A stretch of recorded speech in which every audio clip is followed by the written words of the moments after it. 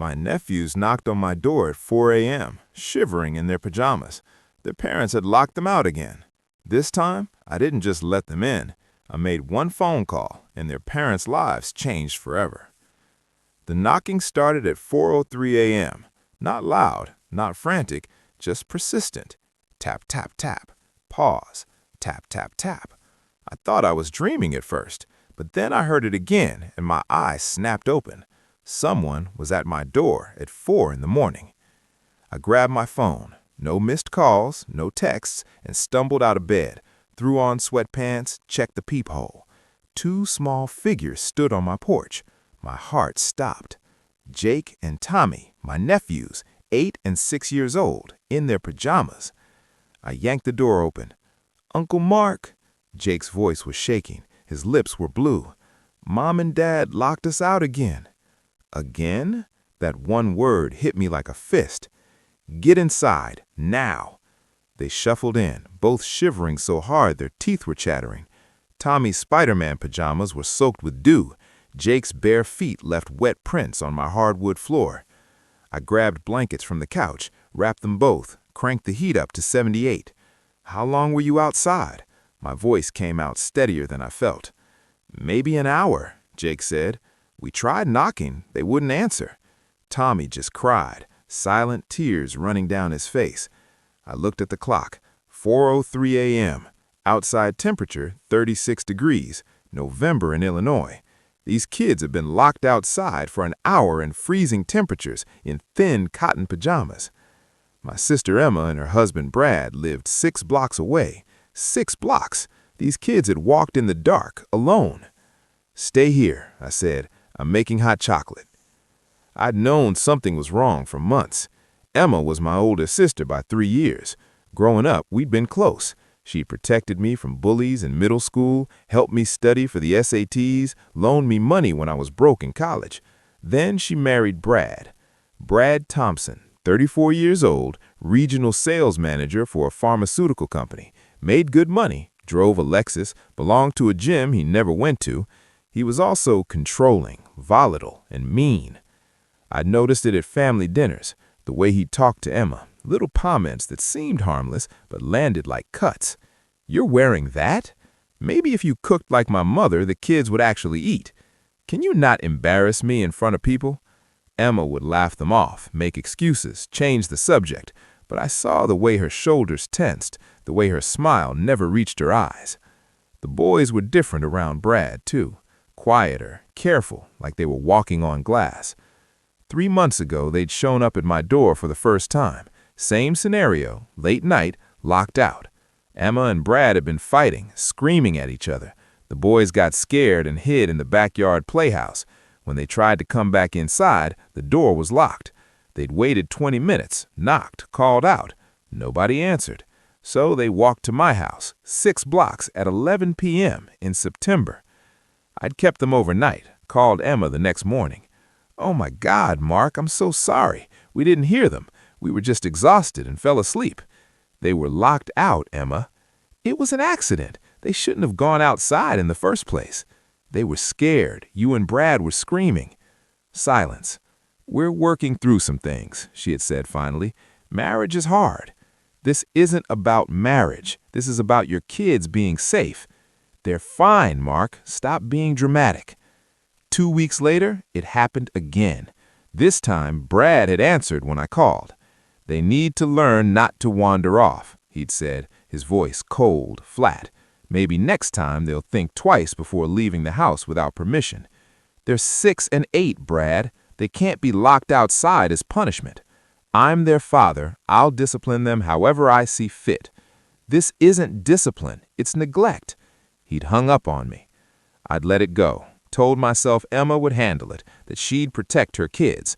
But now, sitting in my living room at 4:03 a.m., watching Jake and Tommy shake under blankets, I realized she wouldn't, and I was done waiting. The boys fell asleep on my couch around 5:30 a.m.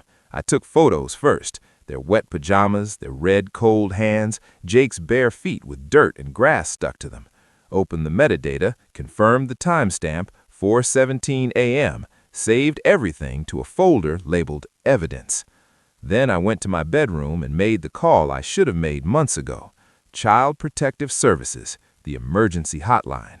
A woman answered on the third ring. Professional, calm. Illinois DCFS, this is Monica speaking. How can I help you? My name is Mark Sullivan. I need to report child endangerment. Can you describe the situation?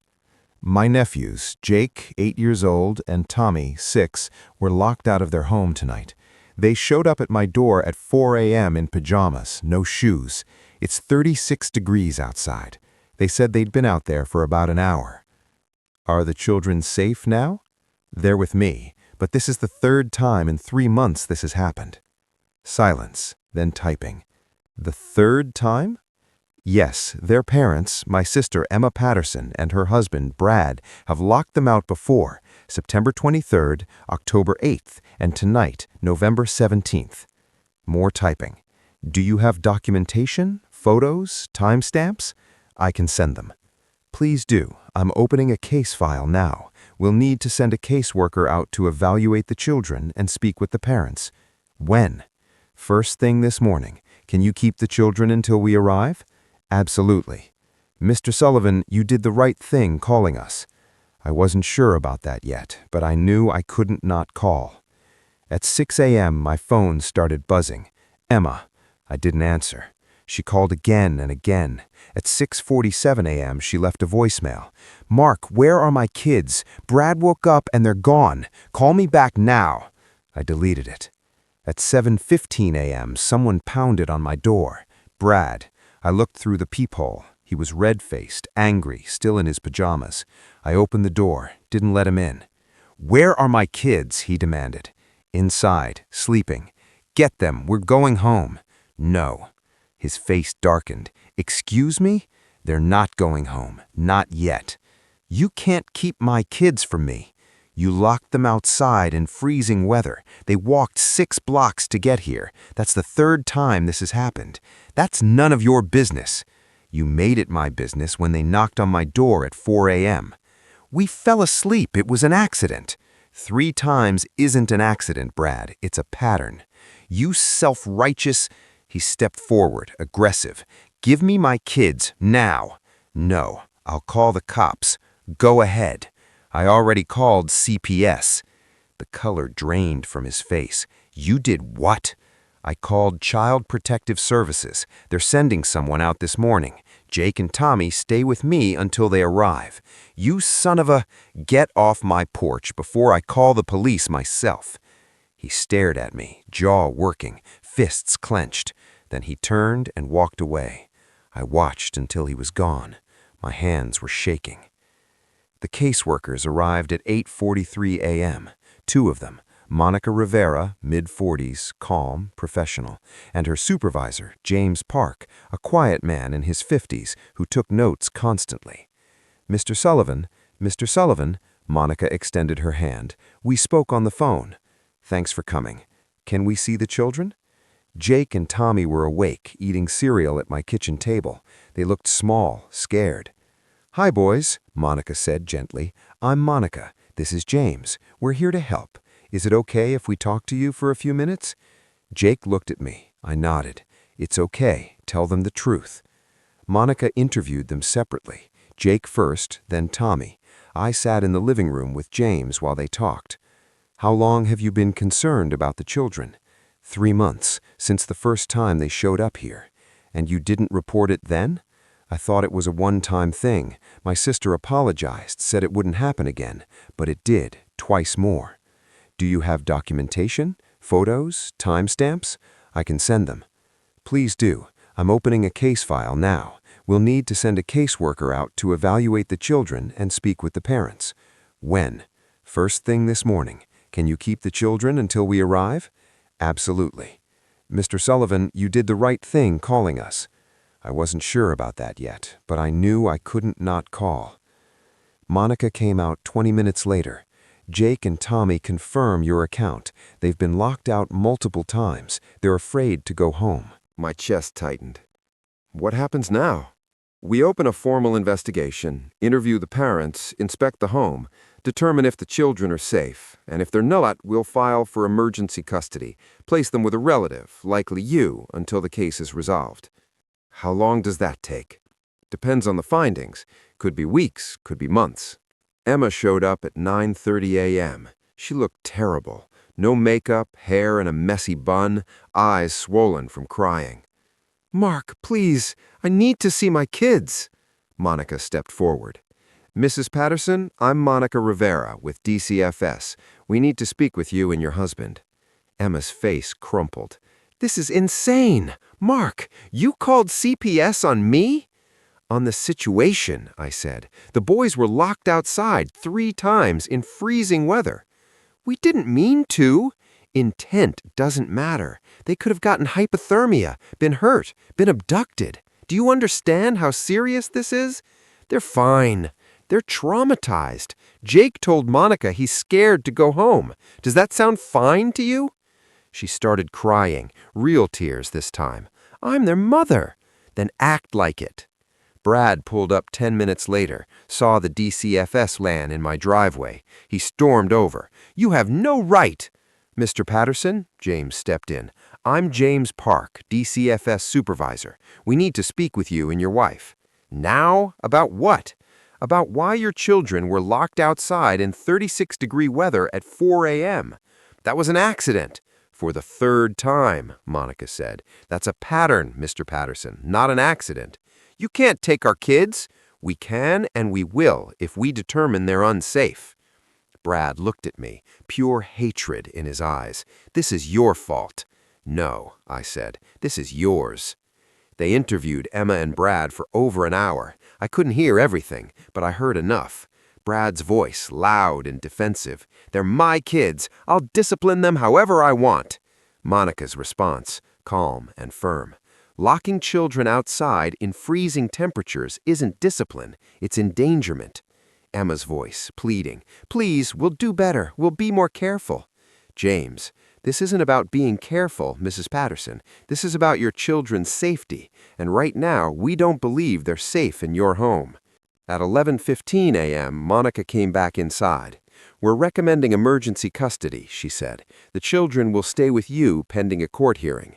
"When's the hearing?" "Within 72 hours. The judge will determine next steps." "What are the options?"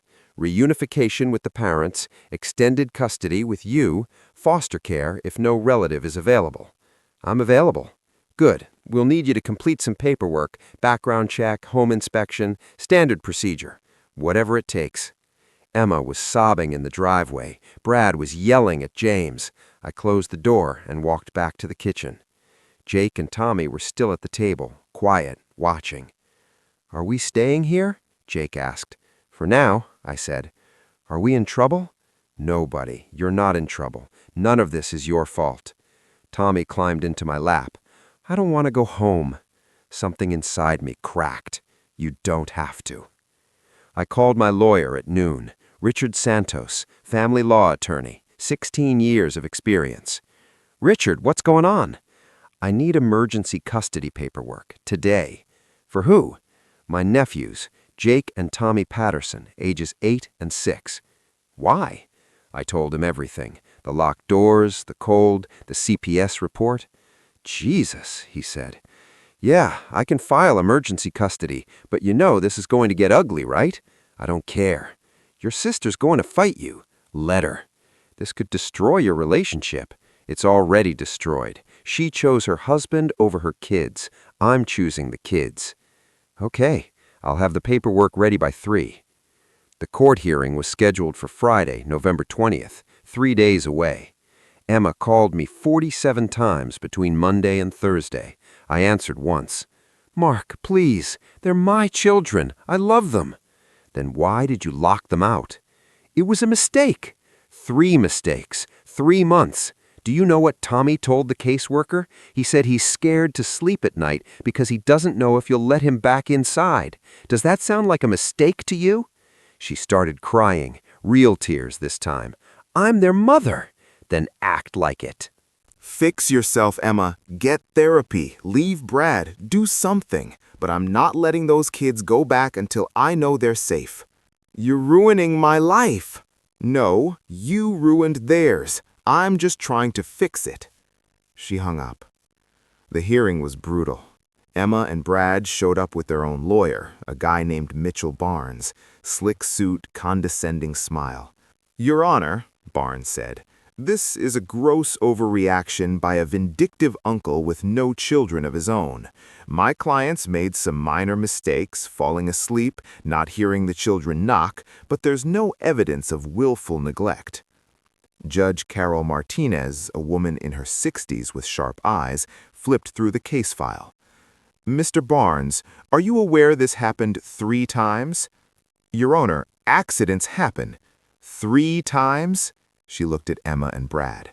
You accidentally locked your children outside in freezing weather 3 separate times? Brad shifted in his seat. We're working on better communication. Communication, Judge Martinez looked at Monica's report. Your son told the caseworker he's afraid to go home. Your 6-year-old said he cries at night because he thinks you'll lock him out again. Does that sound like a communication problem to you? Emma started crying. The judge wasn't impressed.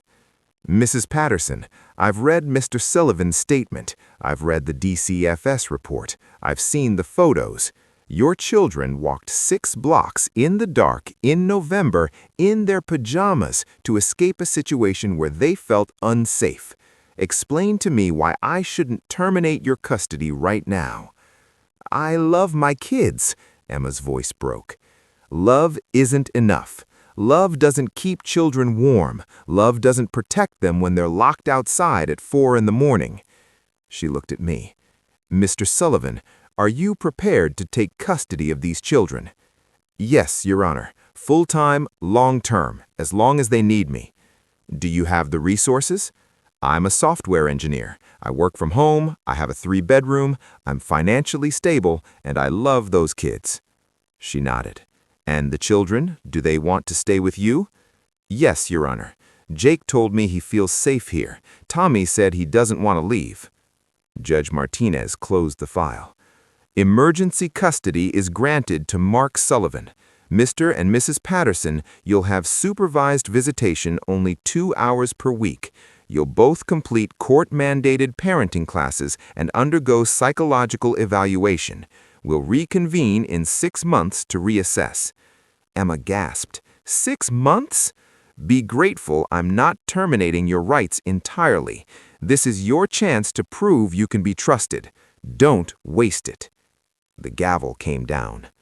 Brad's face was red, furious. He grabbed Emma's arm and pulled her toward the exit. But before they left, Emma turned back. You're destroying our family, she hissed. No, I said. You did that. I'm just making sure the kids survive it. The next 6 months were hard.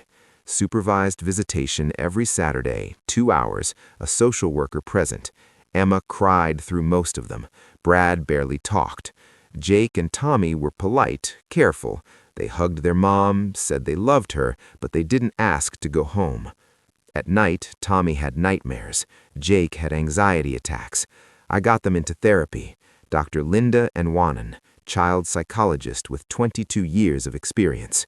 She worked with them twice a week, helped them process the trauma, taught them coping mechanisms. Slowly, they started to heal. Jake joined soccer, made friends, started smiling again. Tommy stopped crying at bedtime. They called me Uncle Mark at first, then just Mark. Then one night in March, Tommy said, "Good night, Dad."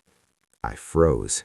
He'd already turned over, didn't even realize what he'd said, but I did, and something in my chest broke open. The 6-month review hearing was in May. Same courtroom, same judge, but this time Emma and Brad had completed their classes, passed their evaluations. Your Honor, Barnes said, my clients have done everything required. They've proven they're capable parents. It's time to reunite this family. Judge Martinez looked at the reports. Dr. Mitchell completed the psych eval. He notes significant improvement in Mrs. Patterson's emotional regulation. Mr. Patterson completed anger management and parenting courses with satisfactory marks. Barnes smiled. Exactly. They've changed. But the question isn't whether they've changed, the judge said. It's whether the children feel safe. She looked at Jake and Tommy. They were sitting next to me, quiet, small. Jake, Tommy, I'd like to ask you both something, and I want you to be honest. No one will be upset with you, no matter what you say. Jake nodded. Where do you want to live? Jake looked at Emma, then at Brad, then at me. With Uncle Mark, he said quietly. Emma made a small, broken sound. Tommy, the judge asked. Tommy grabbed my hand. I want to stay with Uncle Mark. Can you tell me why? Because he doesn't lock us out, Tommy said, and he makes us pancakes, and he doesn't yell. Judge Martinez closed the file. Mr. and Mrs. Patterson, I'm granting permanent custody to Mark Sullivan. No! Emma stood up. They're my children! They were your children, the judge said, but you failed to protect them multiple times. Mr. Sullivan has provided a safe, stable home. The children have expressed a clear preference. I will not force them back into a situation where they feel unsafe. Please, you'll continue supervised visitation, but custody belongs to Mr. Sullivan permanently. The gavel came down. Final. Emma collapsed into her chair, sobbing. Brad just stared at the table. I looked at Jake and Tommy. You okay? I whispered. They both nodded. Can we go home? Jake asked. Home? Not your house. Home. Yeah, let's go home. We left through the side exit. Emma tried to approach us in the hallway. Please, Mark, they're my kids. They're my kids now, I said. You had your chance. You chose Brad over them. You chose your pride over their safety. And now you're living with the consequences. I was trying. You tried to lock them out. That's what you did. 3 times. Brad grabbed her arm. Come on, let's go. She looked back one more time at Jake and Tommy, at the children she'd lost. I didn't feel guilty. I felt relieved. That night I made spaghetti and meatballs, their favorite. So, I said, sitting down at the table, we're official now. You're stuck with me. Jake grinned. That's okay. Yeah, you're a pretty good dad. Dad, not uncle. Dad. Tommy climbed into my lap. Can we stay forever? Forever? I said. Even when we're old, even when you're old and gray and you have kids of your own, this is your home. Always. Jake looked at me, really looked. Thank you, he said quietly, for not making us go back. You don't have to thank me for keeping you safe. That's what parents do. Parents, not uncles. Parents. That's what I was now. 2 years later, Emma called. Mark, can we talk? About what? I left Brad. I've been in therapy. I'm better. I was wondering if maybe I can see them. Supervised visitation, same as before. I was hoping for more. No. Mark, Emma, I love you. You're my sister. But those kids, they're happy. They're safe. They call me Dad, and I'm not going to disrupt that because you finally got your life together. Silence. Can I at least see them? Every other Saturday, 2 hours, with a supervisor present. Okay, she whispered. Thank you. I hung up. Jake walked into the kitchen. Was that Mom? Yeah. Is she okay? She's trying to be. Do you think she'll ever really change? I thought about it. I don't know. But it doesn't matter. You're here. You're safe. That's all that matters. He hugged me. I'm glad you answered the door that night. Me too, buddy. Me too.